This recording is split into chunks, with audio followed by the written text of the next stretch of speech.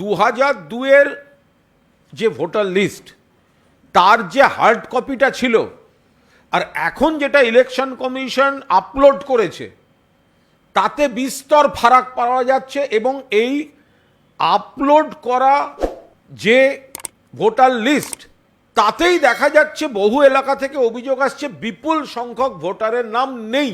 এবার কেন নেই? এই ভোটাররা কোথায় গেলেন? এতজন তো একসঙ্গে সিরিয়াল নাম্বার ধরে মারা যেতে পারেন না, তাহলে কোথায় গেলেন? আর এসআইআর এর আগে কি করে ভোটার লিস্ট থেকে উড়ে যাচ্ছে? যথাযথভাবে তদন্ত দরকার।